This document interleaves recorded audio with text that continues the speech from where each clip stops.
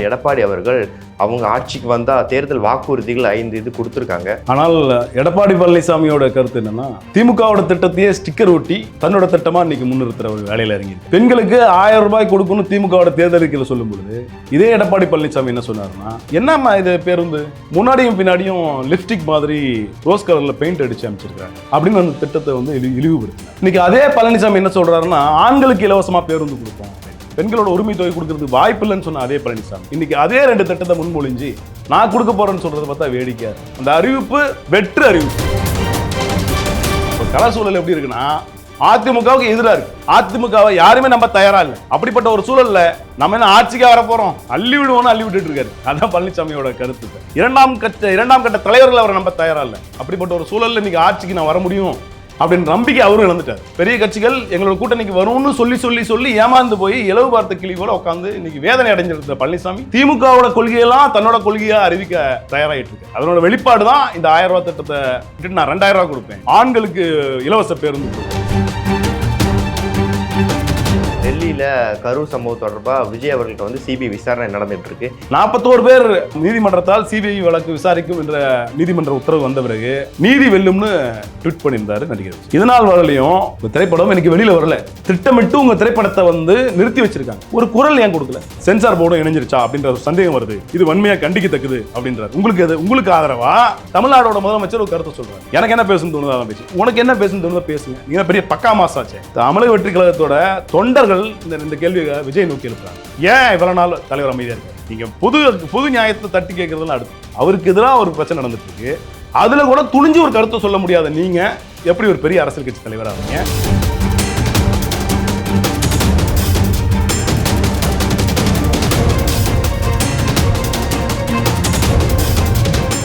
தலைநகரம் நேயர்களுக்கு அன்பு வணக்கம். இன்னைக்கு நம்ம கூட திமுகவினுடைய செய்தி தொடர்பாளர் திரு துரை தமிழ்செல்வன் அவர்கள் இருக்காங்க. வணக்கம் சார். வணக்கம் சார். தேர்தல்னாலே பரபரப்பா எல்லா பார்ட்டியும் ஆல்மோஸ்ட் நெருங்கி வேலை பார்த்துட்டு இருக்காங்க. இப்போ சமீபத்தில் அதிமுகவினுடைய பொதுச் செயலாளர் எடப்பாடி அவர்கள் அவங்க ஆட்சிக்கு வந்தால் தேர்தல் வாக்குறுதிகள் 5 இது கொடுத்துருக்காங்க. அதில் குறிப்பாக பெண்களுக்கு முக்கியத்துவம் வாய்ந்ததாகவே எல்லா திட்டங்களும் இருக்குது. இந்த விஷயத்தை நீங்கள் எப்படி பார்க்குறீங்க? தேர்தல் வந்தால் அனைத்து அரசியல் கட்சிகளும் தங்களுடைய அறிவிப்பை கொடுக்கும். ஆனால் எடப்பாடி பழனிசாமியோட கருத்து என்னன்னா, திமுகவோட திட்டத்தையே ஸ்டிக்கர் ஒட்டி தன்னோட திட்டமா இன்னைக்கு முன்னிறுத்துற ஒரு வேலையில இறங்கியிருக்கு. பெண்களுக்கு 1000 ரூபாய் கொடுக்கணும் திமுகவோட தேர்தல் அறிக்கையில சொல்லும் பொழுது இதே எடப்பாடி பழனிசாமி என்ன சொன்னாருன்னா, அதற்கான நிதி பற்றாக்குறை இருக்கு, அப்படி ஒரு திட்டம் தமிழகத்தில் அமல்படுத்துவதற்கான வாய்ப்பே இல்லை அப்படின்னு சொன்னார். அதோட நிறுத்தல, பெண்களுக்கான மகளிர் உரிமை திட்டத்திலிருந்து பெண்களுக்கான பேருந்து திட்டம், இப்போ இந்த விடியல் பயண திட்டத்தில் என்ன சொன்னாருன்னா, என்னம்மா இது பேருந்து முன்னாடியும் பின்னாடியும் லிப்ஸ்டிக் மாதிரி ரோஸ் கலரில் பெயிண்ட் அடிச்சு அமைச்சிருக்கிறாங்க அப்படின்னு அந்த திட்டத்தை வந்து இழிவுபடுத்தினார். இன்னைக்கு அதே பழனிசாமி என்ன சொல்றாருன்னா, ஆண்களுக்கு இலவசமா பேருந்து கொடுப்போம் அப்படின்ற. பெண்களோட திட்டம் கொடுப்பதற்கு வாய்ப்பே இல்லை, பெண்களோட உரிமை தொகை கொடுக்கறது வாய்ப்பு இல்லைன்னு சொன்ன அதே பழனிசாமி பெண்களோட உரிமை பேருந்து திட்டத்துக்கான வாய்ப்பு இல்லைன்னு சொன்ன அதே பழனிசாமி இன்னைக்கு அதே 2 திட்டத்தை முன்மொழிஞ்சு நான் கொடுக்க போறேன்னு சொல்றதை பார்த்தா வேடிக்கையா இருக்கு. 1000 ரூபாய் கொடுக்கும் போது நீங்க கொடுக்க முடியாதுன்னு சொன்னதுக்கான காரணமாக தான். என்ன காரணம்? உங்களுக்கான மேலாண்மை இல்லாததுனால, நீங்க ஒரு சிறந்த ஆட்சியாளராக இல்லாததுனால, உங்களுக்கான நிதி மேலாண்மையில் உங்களுக்கு இருந்த சிக்கலின் காரணமா அந்த திட்டம் கொடுக்க முடியாது நீங்க நினைச்சு. நீங்கள் ஆட்சி அதிகாரத்தை விட்டு விலகும் பொழுது தமிழ்நாட்டோட வளர்ச்சி விகிதம் என்ன தெரியுமா? 0.02 விழுக்காடு. கிட்டத்தட்ட அனைத்து துறையிலும் ஸ்தம்பிச்சிருச்சு. எந்த துறையிலும் வளர்ச்சி இல்லை. எல்லா துறையிலும் முடங்கி போயிருந்த அந்த சூழல்ல எங்களுடைய முதல்வர் முத்துவேல் கருணாநிதி ஸ்டாலின் அவர்கள் ஆட்சி பொறுப்பை ஏற்ற பிறகு இன்னைக்கு தமிழ்நாடு இரட்டை இறக்க வளர்ச்சி அடைந்துள்ளது. நாங்கள் ஆட்சி பொறுப்பை ஏற்கும் பொழுது மக்களிடம் ஒரு உறுதிமொழியை சொல்லியிருந்தோம். நிதி நிலைமை சீரானதும் மகளிர் உரிமை திட்டம் கொடுக்க துவங்கப்படும் அப்படின்னு சொல்லியிருந்தோம். ஆட்சி ஏற்ற பிறகு 2 ஆண்டுகளில் நிதி நிலைமை சீர் செய்யப்பட்டு மக்களுக்கான அந்த உரிமை தொகை கொடுக்கப்பட்டது. இன்னைக்கு 16 விழுக்காடு இரட்டை இலக்க வளர்ச்சியிலே ஒரு மாநிலம் முன்னேறி இருக்கிறது. இந்தியாவிலே அதிகப்படியான தனிநபர் வருமானம் தரக்கூடிய துறையாக மாநிலமாக தமிழ்நாடு முன்னேறி இருக்கிறது. இப்படி இருக்க ஒரு சூழல நான் வந்து எல்லாத்துக்கும் நான் ஒரு காரணமா இருப்பேன் அப்படின்னு திமுகவோட திட்டத்தையே வந்து ஸ்டிக்கர் ஒட்டிக்கிட்டு பழனிசாமி இன்னைக்கு ஒரு அறிவிப்பு கொடுத்துருக்காரு. அந்த அறிவிப்பு வெற்று அறிவிப்பு. அப்படி ஒரு அறிவிப்பை அவரால் கொடுத்தாலும் அது ஈடேற்ற முடியாது. அப்படி ஈடேற்ற வாய்ப்பு இருந்தாலும் அவர் ஆட்சிக்கு வர முடியாது. அதான் சூழல். இப்போ கலர் சூழல் எப்படி இருக்குன்னா, அதிமுகவுக்கு எதிராக இருக்கு. அதிமுகவை யாருமே நம்ம தயாரா இல்லை. அப்படிப்பட்ட ஒரு சூழல்ல நம்ம என்ன ஆட்சிக்காக வர போறோம், அள்ளி விடுவோம்னு அள்ளி விட்டுட்டு இருக்காரு. அதான் பழனிசாமியோட கருத்து. இப்ப பழனிசாமி இதெல்லாம் ஆட்சிக்கு வருவோம்னு நினைச்சு சொல்லல, அவருக்கு தெரியும் உறுதியா அவர் தொண்டர்கள் அவரை நம்ப தயாரா இல்லை, இரண்டாம் கட்ட தலைவர்கள் அவரை நம்ப தயாரா இல்லை. அப்படிப்பட்ட ஒரு சூழல்ல இன்னைக்கு ஆட்சிக்கு நான் வர முடியும் அப்படின்னு நம்பிக்கை அவரும் இழந்துட்டார். பெரிய கூட்டணி கட்சிகள்லாம் எங்க கட்சிக்கு வரும், பெரிய கட்சிகள் எங்களோட கூட்டணிக்கு வரும்னு சொல்லி ஏமாந்து போய் இலவு பார்த்த கிளி போல உட்காந்து இன்னைக்கு வேதனை அடைஞ்சிருந்த பழனிசாமி திமுகவோட கொள்கையெல்லாம் தன்னோட கொள்கையா அறிவிக்க தயாராகிட்டு இருக்காரு. அதனோட வெளிப்பாடு தான் இந்த 1000 ரூபாய் திட்டத்தை விட்டுட்டு நான் 2000 ரூபாய் கொடுப்பேன், ஆண்களுக்கு இலவச பேருந்து கொடுப்பேன். ஆண்களுக்கு இலவச பேருந்து கொடுக்குறேன்னு சொல்ற நீங்க பெண்களுக்கு அந்த பேருந்து திட்டத்தை கொடுக்கும் பொழுது என்ன சொன்னீங்க? விடியல் பயண திட்டத்தை கொடுக்கும்போது அது லிஸ்டிக்கு ஈக்குவலாக பண்ணி பெண்களை வந்து சிறுமைப்படுத்துகிற விதமாக ஒரு கருத்தை சொன்னீங்க. ஒரு திட்டம் யாருக்கானது அப்படின்றது ரொம்ப முக்கியம். ஒரு திட்டம் மக்களோட எந்த பிரிவுக்கானது? நலிவடைந்த மக்களுக்கா இல்லை சமூகத்தில் பின்தங்கின மக்களுக்கா? அந்த திட்டம் யாருக்கானதுன்றத திமுக இன்னைக்கும் சிந்திச்சு செயல்படும். சமூக நீதிக்கான அரசு இது. ஏன் பெண்களோட முன்னேற்றத்தில் திமுக இவ்வளவு கவனம் செலுத்துது? ஏன் பெண்களுக்கு இந்த திட்டத்தை கொடுக்கணும்னு திமுக நினைச்சது அப்படின்னா, பெண்கள் இந்த சமூகத்தில் ஒடுக்கப்பட்டிருந்தாங்க. அவர்கள் தங்களோட உரிமைகளை பெறுறதுக்கு கணவனையோ மகனையோ சார்ந்திருந்த ஒரு சூழல் இருந்துச்சு. அதை உடைச்சிருந்த பெருமை திராவிட இயக்கமான திராவிட மாடல் ஆட்சியை வந்து சேரும். திராவிட மாடல் ஆட்சி பெண்களோட உரிமைகளை நிலைநாட்டியிருக்கு. அவர்கள் ஒரு மருந்து வாங்குறதுக்கு ஒரு செலவுகளை தன்னோட கணவன்கிட்டயோ மனைவிகிட்டயோ தன்னோட பிள்ளைகிட்டயோ கேட்க வேண்டிய நிலைமையிலிருந்து விடுபட்டு இருக்காங்க. சமுதாயத்தை ஆரோக்கியமான முறையில் எதிர்கொள்ள தயாராயிட்டாங்க. அப்படிப்பட்ட ஒரு சூழல்ல அப்படி ஒரு புரட்சிகரமான திட்டத்தை தன்னோட திட்டமா தான் 2000 ரூபாய் கொடுக்குறேன் அப்படின்னு ஒரு தகவலை கொடுக்கறது, அவர் ஆட்சிக்கு வர மாட்டாரு, அதனால ஒரு பயத்துல வளர்றாரு அப்படின்னு வேணா நாங்க எடுத்துக்கிறோம். இல்லை, இப்போதைக்கு ஒரு 5 வாக்குறுதி கொடுத்துருக்காரு. இதுக்கப்புறம் அவர் தரப்புல இருந்து நிறைய வாக்குறுதிகள் சொல்லலாம் இல்லையா? வாக்குறுதிகள் யார் வேண்டுமானாலும் கொடுக்கலாம். இது ஜனநாயக நாடு. எந்த ஒரு கட்சியும் ஜனநாயக முறைப்படி ஆட்சி அதிகாரத்தை நோக்கி நகரலாம், ஆட்சி அதிகாரத்தை பிடிக்கலாம். அதில் எந்த விதமான சந்தேகத்துக்கும் இடமில்லை. ஆனால் உங்களை யார் நம்ப தயாரா இருக்காங்க? உங்களுக்கான மக்கள் யார் பக்கம் நீங்க இருக்கீங்க? திருப்பரங்குன்றம் பிரச்சனை நடந்துட்டு இருக்கு, வாயை துறக்கல. நீங்க சிறுபான்மையினர் மக்கள் உங்க மேல வெறுப்பா இருக்காங்க. உங்க கட்சியில் இருக்க 2ஆம் கட்ட தலைவர்கள் யாரும் உங்களை நம்ப தயாரா இல்லை. ஒருத்தர் விடைபெற்று வேற ஒரு கட்சியில சேர்ந்துட்டு இருக்காங்க. உங்க கட்சி இன்னைக்கு உங்க கண் முன்னாடி அழிஞ்சிட்டு இருக்கு. அம்மையார் ஜெயலலிதா சொன்னாங்க 2016ஆம் ஆண்டு, என் கண்ணு கட்டினது ஒரு எதிரியே இல்லைன்னாங்க. அப்படிப்பட்ட ஒரு கட்சியை சேர்ந்த நீங்க இன்னைக்கு உங்க கட்சி கண்ணுக்கு எதிராக அழிஞ்சிட்டு இருக்கிறத பார்த்துட்டு இருக்கீங்க. பழனிசாமி இன்னைக்கு அதான் செஞ்சுட்டு இருக்காரு. அண்ணன் பழனிசாமி தன் கண்ணெதிரே கட்சி அழிந்து கொண்டிருக்கிறது, அதெல்லாம் பத்தி கவலைப்படல. மாப்பிள்ளைய சம்பந்தக்காரரை காப்பாற்றணுன்றதுக்காக மோடியோட சமரசத்துக்கு வழி போய் இன்னைக்கு மோடி கூட ஒரு சமரசத்துக்காக தன்னோட கட்சியை வந்து அடகு வச்சு விலகி போயிட்டு இருக்காரு. இதுதான் நடந்துட்டு. ஏன் ஆட்சிக்கு வரமாட்டோம்னு தெரியும், அந்த ஒரு எண்ணத்துல தான் என்ன பண்றாரு, 2000 ரூபாய் கொடுப்போம், ஆண்களுக்கு இலவச பேருந்து கொடுப்போம், திட்டத்தை திமுக திட்டத்தையும் வந்து ஸ்கூட்டருக்கு பணம் கொடுப்போம், வீடு கட்டி தருவோம். வீடு கட்டி தருவதற்கு தான் நாங்கள் குடிச்சு மாற்று வாரியம்னு ஒன்று வச்சிருக்கோம். தேடி தேர்ந்தெடுக்கப்பட்ட மக்கள் யாருன்னு பார்த்து அவர்களுக்கு அவர்களோட இது என்ன இருக்கு, நிலைமை என்ன இருக்கு, நிதி நிலைமை எப்படி இருக்கு, அவர்களோட வருமானம் எப்படி இருக்குன்னு ஆராய்ஞ்சு அந்த திட்டத்தை வந்து செயல்படுத்திட்டு இருப்போம். ஆல்மோஸ்ட் திமுகவோட காப்பியான வாக்குறுதிகள் தான் அதிமுக. இவர் கொடுத்திருக்க இந்த 5 திட்டங்களும் சரி, இவர் முன்மொழிந்திருக்க இந்த 5 திட்டங்களுமே திமுகவோட திட்டங்கள். அவருக்குன்னு சுய சிந்தனை கிடையாது, அவருக்குன்னு சுய பார்வை கிடையாது. அவர் யாருக்காக ஒரு திட்டத்தை முன்னெடுத்து வைக்கிறார் அப்படின்ற அந்த உள்வாங்கல் கூட அவருக்கு கிடையாது.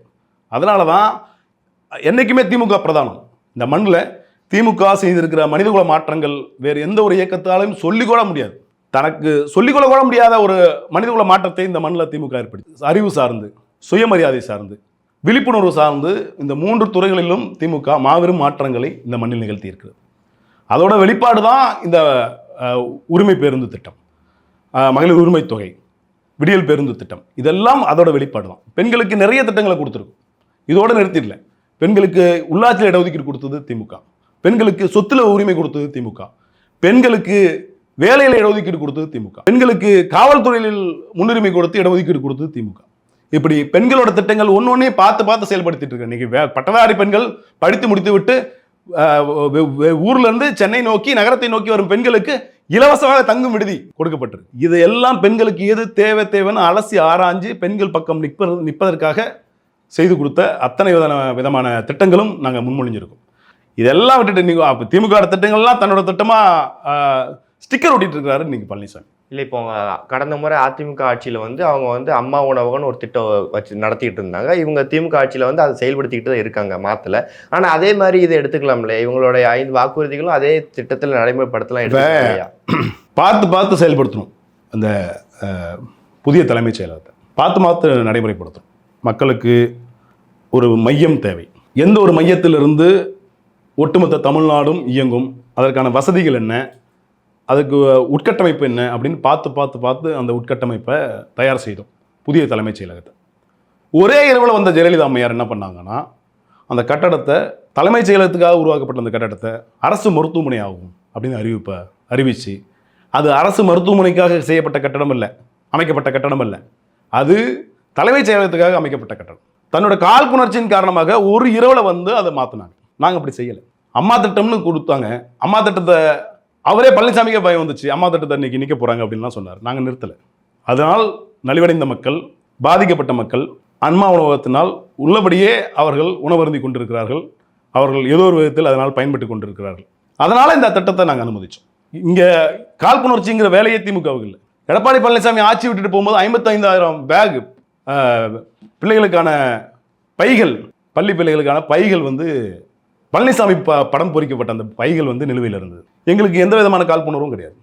நாங்கள் ஆட்சிக்கு வந்த பிறகு, திராவிட முன்னேற்ற கழகம் ஆட்சிக்கு வந்த பிறகு அதே கைப்பைகளை மாணவர்களுக்கு கொடுத்தோம். நிதிச்சுமை வேண்டாம், எங்களுக்கு காழ்ப்புணர்ச்சி கிடையாது. மக்களுக்கு எது தேவையோ அதை தேடி கொடுக்க வேண்டிய இடத்துல தான் நாங்கள் இருக்கோம், செஞ்சுட்டு இருக்கோம். மக்களுக்கு தேவை அப்படின்ற பட்சத்தில் இந்த பேகு 55,000 பேக் மீதி இருந்தாலும் எங்களுடைய முதல்வர் மாண்புமிகு முத்துவேல் கருணாநிதி ஸ்டாலின் அவர்கள் இந்த திட்டத்தை வந்து ரொம்ப ஆரோக்கியமான முறையில் அதை எதிர்கொண்டார். அந்த கைப்பை எந்த விதத்துலையும் மாணவனை பாதிக்க போகிறது கிடையாது. காழ்ப்புணர்ச்சி கூடாது. அந்த பையை கொடுங்க, முதல்ல மாணவன் பயன்பெறுவான், அவன் போகட்டும், பள்ளிக்கு போகட்டும், அவன் படிக்கட்டும் அப்படின்னு நினச்ச ஆட்சி தான் திராவிட முன்னேற்ற கழக ஆட்சி. இன்னைக்கு காலை உணவுன்னு ஒரு திட்டத்தை, அருமையான திட்டத்தை கொடுத்து பள்ளி கல்வியில் மாணவர்கள் இடைநிற்றலே இல்லை அப்படின்ற ஒரு சூழலில் திமுக ஆட்சி உருவாகி, காலையில் போனால் பிள்ளைகளுக்கு சூடான காலை உணவு தயாராக இருக்கும். அவர்கள் காலை உணவை உட்கொண்டதன் மூலமாக கல்வி இடைநிற்றலே இல்லை அப்படின்ற ஒரு சாதனையை வந்து தமிழ்நாடு எட்டி இருக்குது. காரணம் காலை உணவு திட்டம். ஒரு திட்டம், காலை உணவு திட்டம் கொடுக்கும்போது நிறைய பேர் கேலி செய்தார்கள், இது தேவையில்லாத நிதி சூழல், நிதி சுமை, இது திட்டம் கொடுப்பதற்கு வாய்ப்பு இல்லை அப்படின்னு வழக்கம் போல பழனிசாமி என்ன சொன்னார். ஆனால் அந்த திட்டம் இன்னைக்கு இடைநிற்றலே இல்லை அப்படின்ற ஒரு சூழலை ஏற்படுத்தி மாணவர்கள் ஆரோக்கியமான முறையில் ரொம்ப அழகாக வந்து பள்ளியில் வந்து படிச்சுட்டு போகிறாங்க. காலை உணவு உட்கொள்றதுனால அவர்களோட உடல் நலம் மேம்பட்டிருக்கு, மனநலம் மேம்பட்டிருக்கு, கல்வி கற்கும் திறன் மேம்பட்டிருக்கு, அவர்கள் இரத்தச்சோகை போன்ற நோய்களிலிருந்து விடுபட்டு இருக்கிறார்கள். ஒரு சரிவிகித உணவு அவர்களுக்கு கிடைக்குது என்று யுனெஸ்கோ வந்து சர்டிஃபிகேட் கொடுத்துருக்கு. இதெல்லாம் வந்து ஒரு திட்டமும் மக்களுக்கான தேவை, மக்களுக்கு எது தேவை, மாணவர்களுக்கு எது தேவை, கல்வி சார்ந்த மக்களுக்கு எது தேவை, ஒரு மாணவன் முன்னேறுவதற்கு என்ன தேவைன்னு பார்த்து செய்துட்டு இருக்க இயக்கம் தான் திமுக. இப்போ அதிமுக கூட்டணியில் தனியரசு இணைய போகிறதா ஒரு பேச்சுவார்த்தை அடிபடுது, இது உண்மையா? அப்படி ஒரு பேச்சுவார்த்தை நடப்பதாக நான் நம்பவில்லை. ஏன்னா இருவரும் சேர்ந்த ஒரே சமூகத்தை சேர்ந்தவர்கள். அதனால் அப்படி ஒரு பேச்சுவார்த்தை நடப்பதாக நம்பவில்லை. திமுக கூட்டணி மிக வலுவாக இருக்கிறது. அதனால் திமுக கூட்டணியில் எந்த ஒரு கட்சியும் ஈடுபடுவதாக இல்லை, ஈடுபடவும் போவதில்லை. இது வெற்றி கூட்டணி, வெற்றிக்கான கூட்டணி. இந்த கூட்டணி 2026 நடக்கும் சட்டமன்ற தேர்தலில் 100 விழுக்காடு வெற்றியை உறுதி செய்து மீண்டும் திராவிட மாடல் 2.0 ஆட்சி எளிமையாக அமைக்கும். இது எங்களோட கருத்து. சரி, இப்போ ஜனவரி 23 மோடி தலைமையில் ஒரு பிரச்சாரம் நடக்க போகிறதா சொல்கிறாங்க. அதில் வந்து முக்கியமாக பிஜேபி சம்மந்தப்பட்ட கூட்டணியில் உள்ள தலைவர்கள்லாம் மேடை ஏற்ற போகிறதா சொல்கிறாங்க. இந்த விஷயத்தை எப்படி பார்க்குறீங்க? கோலியேஷன் கவர்மெண்ட் அப்படின்ற ஒரு வார்த்தை சட்டத்தில் இருக்குது. கூட்டணி ஆட்சி. அமித்ஷா கடந்த 6 மாத காலமாக தமிழ்நாட்டில் சொல்லிக் கொண்டிருக்க வார்த்தை வந்து கோலியேஷன் கவர்மெண்ட். இந்த கோலியேஷன் கவர்மெண்ட்ன்ற வார்த்தை அப்படி என்ன அப்படின்னா, அதிமுக தலைமையில் பாஜக அதிமுக கூட்டணி வந்து ஆட்சி அமைக்கும் அப்படின்னு எடப்பாடி பழனிசாமி அண்ணன் ரொம்ப லாவகமாக அதை நிராகரிச்சுட்டு இருக்காரு. ஆனால் அவர்கள் கூட்டணியை தலைமை தாங்கும் மோடியோ அமித்ஷாவோ அந்த வார்த்தையின் வழியும் மறுக்கிறாங்க. அவர்கள் திட்டமிட்டு ஒரு வார்த்தையை சொல்லிட்டு இருக்காங்க, இங்கே நடக்க போகிறது கூட்டணி ஆட்சி. கூட்டணி ஆட்சின்னா அந்த இடத்துல வந்து முதல்வர் வேட்பாளர் கூட நாங்கள் தான் தீர்மானிப்போம் அப்படின்றது தான் அதோட கருத்து. அவர்கள் கூட்டணி ஆட்சியெல்லாம் பார்த்து எங்கள் கூட்டணி கட்சியெல்லாம் மேடை ஏற்றுவோம் அப்படின்னு சொன்னது அவர்கள் கூட்டணி சார்ந்த விஷயம் அது. ஆனால் அவர்கள் கூட்டணியில் யாரெல்லாம் இருக்காங்க அப்படின்றது தான் இன்னைக்கு கேள்வி. உங்கள் கூட்டணியில் யாருமே இல்லை.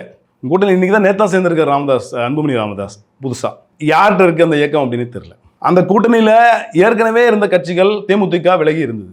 எடப்பாடி பழனிசாமி எங்களுக்கு துரோகம் பண்ணிட்டார் அப்படின்னு பிரேமலதா விஜயகாந்த் வெளிப்படையாகவே ஒரு கருத்தை சொல்லியிருந்தாங்க. கூட்டணி கட்சி தலைவர்கள் யாரும் உங்களை நம்ப தயாரா இல்லை அப்படின்னு பொது வெளியிலேயே ஒரு தகவல் இருக்கு. இதெல்லாம் விட்டுட்டு நாங்கள் கூட்டணி கட்சி தலைவர்கள்லாம் மேடை ஏற்றுவோம். இன்னைக்கு அரசியல் நெருக்கடி காரணமாக அன்புமணி ராமதாஸ் கூட்டணி இணைந்திருக்கிறார் அப்படின்னு அவங்க அப்பாவே சொல்றாரு. பாமகவோட நிறுவனர் என்ன சொல்றாருன்னா, ஒரு அரசியல் அழுத்தம் இருக்கு, அந்த அரசியல் அழுத்தம் காரணமாக தான் தொடர்ச்சியா பாஜக கூட்டணியில் வந்து அன்புமணி ராமதாஸ் இணைஞ்சிட்டு இருக்காரு அப்படின்னு அவரோட அப்பா வந்து அந்த கருத்தை சொல்றாரு. எந்த அரசியலோட அழுத்தம்? அவர் ஏற்கனவே மத்திய மந்திரியாக இருக்கும் பொழுது சில விதிமுறைகளில் ஈடுபட்டதாகவும் அது போல இருக்க அந்த சிபிஐ கேஸ்ல இன்னும் குற்றச்சாட்டுகள் எஃப்ஐஆர் போட்டும் இது நாள் வரலையும் அவர்களுக்கான குற்றப்பத்திரிகை தாக்கல் செய்யாமல் இருக்கிறது. அந்த குற்றத்தை அந்த அந்த அந்த கேஸை வந்து இது நாள் வரையும் விசாரணை மோட்லேயே வச்சிருக்குது. இது நாள் இப்போ ஒரு வழக்கு இருக்கு, அந்த வழக்கை விசாரிச்சுட்டு வழக்கு குற்றப்பத்திரிக்கை எஃப்ஐஆர் போட்டுட்டு குற்றப்பத்திரிக்கை தாக்கல் செய்யணும். இதனால் வரை எஃப்ஐஆர் போட்ட மோட்லேயே அந்த வழக்கு இருக்கு. அப்போ குற்றப்பத்திரிகை தாக்கல் செய்வோம் அப்படின்றதும் போய் திருமாவளவன் தான் அழகாக ஒரு வார்த்தையை சொல்வார், கேஸும் போட மாட்டான், எஃப்ஐஆரும் கேஸ் இருக்குன்னு சொல்ல மாட்டான், இல்லைன்னு சொல்ல மாட்டான். அந்த ஒரு நிலையில தான் இன்னைக்கு பாமக வந்து பாஜக வச்சிருக்கு. கேஸ் இருக்குன்னு சொல்லாது, இல்லைன்னு ரிலீஸும் பண்ணாது. அவர்களை ஒரு இன்வெஸ்டிகேஷன் மோட்லேயே வச்சு அவர்களை பயமுறுத்தி அவர்களோட அரசியல் விளையாட்டுக்காக இன்னைக்கு பாமகவை பயன்படுத்திட்டு இருக்கு. அதில் இன்னைக்கு அப்படி ஒரு சூழல்ல இன்னைக்கு அவரோட அப்பா அதை நிராகரிக்கிறார். அப்படி போக தேவையில்லை பாஜக கூட்டணிக்கு, பாஜக கூட்டணி தமிழ்நாட்டில் எடுபடாது, அதனால அந்த கூட்டணி எடுத்து விட்டு நான் வெளியேற சொன்னேன்னு அவங்க அப்பா சொல்றாரு. அதெல்லாம் மீறிட்டு நான் இன்னைக்கு பாஜக கூட்டணியில் இருக்கேன்னு டாக்டர் அன்புமணி ராமதாஸ் போய் சொன்னாலும் அந்த கூட்டணி எப்படி மக்கள் நம்பகத்தன்மையை பெற்று அவர்கள் எப்படி வாக்களிப்பாங்க அப்படின்றதெல்லாம் நம்ம ஏற்கனவே கடந்த கால தேர்தல் வரலாற்றிலே பார்த்துருக்கோம். அதனால் அவர்கள் எத்தனை பேர் வேணால் மேடையேற்றட்டும், அது எங்களுக்கு கவலை இல்லை. இருக்கிற அவர்களுக்கு தெரிந்த கட்சிகள், அவர்களுடன் இணைய தயாராக இருக்கும் கட்சிகள், அவர்களோட இணைந்த கட்சிகள் எல்லாத்தையும் மேடையேற்றட்டும். திமுகவுக்கு அதை பற்றின எந்த பயமும் இல்லை. இன்னைக்கு நடிகர் விஜய்க்கு கூட அந்த அழுத்தம் இருக்கிறதா சொல்கிறாங்க. எங்களுக்கு அதை பற்றி எந்த கவலையும் இல்லை. அழுத்தம் இருக்கிறதா பரவலாக செய்திகளில் வர தகவல் தான். அவருக்கு ஒரு அழுத்தம் இருக்குது, அந்த அழுத்தம் சார்பாக அவர் கூட்டணிக்குள்ளே இணையத்துக்கு வாய்ப்பு இருக்குது இப்படின்றதெல்லாம் பரவலாக வெளியில் வர தகவல் தான். இப்போ தேமுதிக வந்து ஆரம்பத்தில் எடப்பாடி மீது ஒரு அதிருப்தியில் இருக்காங்க, ஆனால் அவங்களுமே இந்த கூட்டணி விஷயமா எந்த விஷயமா உறுதியாக சொல்லலை. கிட்டத்தட்ட பிப்ரவரி மத்திய மாதத்தில் மத்திய தேதிகளில் இது எல்லாமே உறுதி செய்யப்படும் எல்லா கூட்டணி கட்சிக்குமே. அதிமுகவில் என்ன நடக்குதுன்னு தெரியாது. பொதுவாக ஒரு அரசியல் செயல்பாட்டாளராக சொல்கிறேன், பிப்ரவரி 15 தேதிகளுக்குள்ள மோரலஸ் எல்லா கூட்டணி கட்சிகளுமே ஒரு முடிவுக்கு வர்றதுக்கான வாய்ப்பு இருக்கு. ஓகே, ஓ பன்னீர்செல்வம் திமுக இணைய போறாரா? திமுக யார் வந்தாலும் ஏற்றுக்கொள்ளும். அது ஏற்கனவே அப்படி அவருக்கு ஒரு எண்ணம் இருக்கும் பட்சத்தில் திமுக அதை நிராகரிக்காது. ஏன்னா இது ஒரு ஜனநாயக அமைப்பு. நீங்கள் யார் வந்தாலும் அவர்களை அரவணைத்து ஜனநாயக பூர்வமான கடமைகளை செய்வதற்கு திமுக தயாராக இருக்கும். வர்ற நபர் ஜனநாயகபூர்வமாக அதை ஏற்றுக்கொண்டு மக்கள் பணியாற்றி களத்தில் பணியாற்றி கழகத்தின் வெற்றிக்கு பாடுபடுவார்கள். ஆனால் யாரை வேணும்னாலும் திமுக ஏற்றுக்கும். அதில் திமுக இவங்க வேணும் இவங்க வேணான்ற பார்க்குற இயக்கம் இல்லை. இது ஒரு மக்களுக்கான இயக்கம், இது ஒரு ஜனநாயக பூர்வமான இயக்கம். அதனால் அண்ணன் வரும் பட்சத்தில் திமுக அதை ஏற்றுதான் கொள்ளும். ஓகே, வர்ற தேர்தலில் களத்தில் திமுகவோட பங்களிப்பு எந்த அளவுக்கு இருக்க போகுது? வர்ற தேர்தலில் திமுகவோட பங்களிப்பு களத்தில் எப்படி இருக்கும் அப்படின்னா, ஏற்கனவே களமாறிட்டு இருக்க ஒரே இயக்கம் திமுக தான். திமுக கூட்டணி கட்சி தான். இந்த மண்ணுக்கான ஒரு பிரச்சனையிலையும் முதல்ல குரல் கொடுக்குற இயக்கம் திமுக. இந்த மண்ணுக்கு மொழி உரிமை சார்ந்து, மாநில உரிமை சார்ந்து, மக்கள் உரிமை சார்ந்து, ஜனநாயக உரிமை சார்ந்து, மதச்சார்பற்ற உரிமை சார்ந்து இந்த மண்ணுக்கு ஒரு பிரச்சனை அப்படின்னா முதல்ல குரல் கொடுக்குற இயக்கம் திமுக தான். அதில் திமுகவுக்கு எந்த சமரசமும் இல்லை. இன்னும் நீங்கள் 100 ஆண்டுகள் கழித்தும் திமுக மக்கள் பிரச்சனைக்காக குரல் கொடுத்து கொண்டே இருக்கிற இயக்கமாக தான் இருக்கும். அப்போ மக்களுக்கு இன்னும் என்ன தேவைன்னு பார்த்து அதன் மூலம் அந்த தேவையை நிறைவேற்றும் அளவுக்கு ஒரு தேர்தல் அறிக்கையை தயார் செய்து, அந்த தேர்தல் அறிக்கை தான் திமுக தேர்தல் அறிக்கை தான் எங்களுடைய கதாநாயகன் என்று எங்களுடைய முதல்வர் அவர்கள் முதல்வர்கள் கூறியிருக்கிறார். அதன் அடிப்படையில் திமுகவோட தேர்தல் அறிக்கை அமையும். அந்த அமைகிறதல் அடிப்படையில் திராவிட மாடல் 2.0 ஆட்சி சிறப்பாக அமையும். ஓகே, இப்போ டெல்லியில் கரூர் சம்பவம் தொடர்பாக விஜய் அவர்கள்ட்ட வந்து சிபிஐ விசாரணை நடந்துகிட்டு இருக்கு. இந்த விஷயத்தை எப்படி பார்க்குறீங்க? பொதுவாக இது நீங்கள் வெறுமனே 41 பேர் மரணத்தில் மட்டும் சிபிஐ என்கொயரி நடக்குது. சமீபத்தில் நடிகர் விஜய் கிட்ட ஒரு மௌனம் இருக்கு, ஒரு அசாத்திய மௌனம். எதை அசாத்திய மௌனம்னு சொல்கிறேன்? தன்னுடைய திரைப்படம் ஜனநாயகம் வரல, ஜனநாயகன் வெளிவராதுக்கு காரணம் யாருன்னு எல்லாருக்கும் தெரியும்.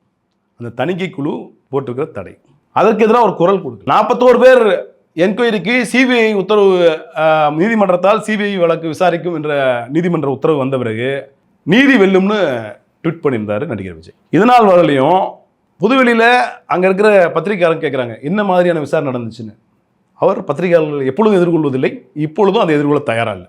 ஜனநாயகன் படம் வரல, ஏன் அதை எதிர்த்து ஒரு குரலுமே கொடுக்கல? உங்களை நம்பியிருந்த அந்த ப்ரொடியூசர் என்னானாரு? உங்களை நம்பியிருக்காங்க உங்களோட ரசிகர்கள்லாம் அந்த படம் வரலன்னு எதிர்பார்த்துட்டு இருக்காங்களே. அட்லீஸ்ட் அந்த படத்தை வெளிவராதுக்கு காரணம் மத்திய தணிக்கைக்குழு தான், தணிக்கைத்துறை தான் அப்படின்றத ஒரு வார்த்தையை கூட என் வெளியில் சொல்ல தயாரா இல்லை. 41 பேர் மரணம் நடந்தது. 41 பேர் மரணம் நடந்த பொழுது எங்களுடைய முதல்வர் அவர்கள் ஒரு கவனமாக ஒரு கருத்தை சொன்னார். என்ன சொன்னார்? எந்த ஒரு கட்சியின் தலைவரும் தன்னுடைய தொண்டன் இறக்க வேண்டும் என்று நினைக்க மாட்டார். தமிழக வெற்றிக் கழகம் அப்படி நடந்தது என்று நான் நம்பவில்லை அப்படின்னு தொனில ஒரு கருத்தை சொன்னார். அன்னைக்கு என்ன சொன்னீங்க? சிஎம் சார் வாங்க, பழி வாங்கணும், என்ன பழி வாங்குங்க, நான் ஒன்று வீட்டில் இருப்பேன், இல்லை ஆஃபீஸில் இருப்பேன் அப்படின்னு ஒரு தகவலை சொன்னீங்க. இன்றைக்கி உங்கள் திரைப்படம் வெளியில் வரலை. உங்கள் திரைப்படம் இன்றைக்கி வெளியில் வரல. திட்டமிட்டு உங்கள் திரைப்படத்தை நிறுத்தி வச்சுருக்காங்க. ஒரு குரல் ஏன் கொடுக்கல? ஒரு குரல் ஏன் கொடுக்கல? அப்புறம் கொள்கை எதிரி அப்படின்றதுல என்ன மாதிரியான வெளிப்பாடு? உங்களோட கொள்கை எதிரி நீங்கள் பாஜகவை பிரகடனப்படுத்துறீங்க. உங்களுக்கு எதிராக ஒரு குரல் இருக்கு. தமிழ்நாட்டின் முதலமைச்சர் ஒரு குரல் கொடுக்குறார். இன்னைக்கு சிபிஐ, ஐடி, இடி வரிசையில் சென்சார் போர்டும் இணைஞ்சிருச்சா அப்படின்ற ஒரு சந்தேகம் வருது. இது வன்மையாக கண்டிக்கத்தக்கது அப்படின்றார். உங்களுக்கு ஆதரவா தமிழ்நாடோட முதலமைச்சர் ஒரு கருத்தை சொல்றார். ஆனால் வெளியில் வர வேண்டிய படம் உங்களோடது, ஜனநாயகன் படம் உங்களோடது. ஆனால் எந்த விதமான கருத்தும் தெரிவிக்காமல் மௌனமாக இந்த விஷயத்தை கடந்து போறீங்க. அப்போ உங்களுக்கு தேவைன்னா, இப்போ ஏற்கனவே லாஸ்ட் நடந்த பொதுக்கூட்டத்தில் சொன்னார், நீங்கள் பேசணும்னு நினைக்கிறதா நான் பேச மாட்டேன், எனக்கு என்ன பேசணும்னு தோணுதா தான் பேசுங்க, உனக்கு என்ன பேசணும்னு தோணுதா பேசுங்க. நீங்கள் பெரிய பக்கா மாஸ் ஆச்சே, நீங்கள் பக்கா மாஸ் நடிகர் இல்லை. நீங்கள் உங்களோட திரைப்படம் வெளியில் வரல, உங்களை நம்பி அந்த படத்துக்கு முதலீடு செய்த முதலீட்டாளர்கள் பாதிக்கப்படுவாங்க, தியேட்டர் உரிமையாளர்கள் பாதிக்கப்பட்டு இருக்காங்க. இந்த மாதிரி சூழலில் கூட பாஜக வைத்து ஒரு குரல் கூட கொடுக்க மாட்டேன் அப்படின்னு கை கட்டி வாயை பொத்தி வேடிக்கை பார்த்துட்டு இருக்கிறது எந்த மாதிரியான மனநிலை? இது ஒரு தலைவனுக்கு அழகா அப்படின்னு அவங்களோட தொண்டரை இன்னைக்கு அந்த கேள்வி கேட்குறாங்க. தமிழக வெற்றி கழகத்தோட தொண்டர்கள் இந்த கேள்வியை விஜய் நோக்கி எழுப்புறாங்க. ஏன் இவ்வளவு நாள் தலைவர் அமைதியாக இருக்காரு, பேச மாட்டார்? புதுவெளியில் அந்த கேள்வியெல்லாம் பார்க்க வேண்டியது. ஏன்னா உங்கள் படம் கிட்டத்தட்ட ஒரு வாரம் தள்ளி போயிடுச்சு. 21, 22ன்னு சொன்னாங்க. அந்த தேதி கூட இப்பொழுதுக்கு உறுதிப்படுத்தப்படவில்லை. அது உறுதி இருக்கிற மாதிரி தெரியல. அதில் அப்போ உங்கள் படம் ஏதோ ஒரு அரசியல் காரணத்துக்காக உங்கள் படம் வெளிவரலை. சினிமாவில் 10 வில்லன்களை பந்தாடுற நீங்கள் உங்களை அதை பார்த்தானே உங்கள் பசங்கள்லாம் இன்ஸ்பயர் ஆகிறாங்க. எங்கள் அண்ணன் வந்தாருன்னா அப்படி பண்ணிவிடுவார், இப்படி பண்ணிவிடுவார்.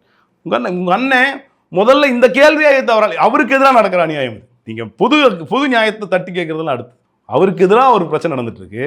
அதில் கூட துணிஞ்சு ஒரு கருத்தை சொல்ல முடியாத நீங்கள் எப்படி ஒரு பெரிய அரசியல் கட்சி தலைவர் ஆவீங்க? தமிழ்நாட்டை ஆளணும்னு நினைக்கிறவங்களோட மனப்பான்மை எப்படி இதில் தலைமைத்துவத்துக்கான அடையாளமாக இது பார்க்கப்படுது அப்படின்னு எங்களுக்கு தெரியல. கண்டிப்பாக சார், நிறைய விஷயங்கள் ஷேர் பண்ணீங்க. நன்றி.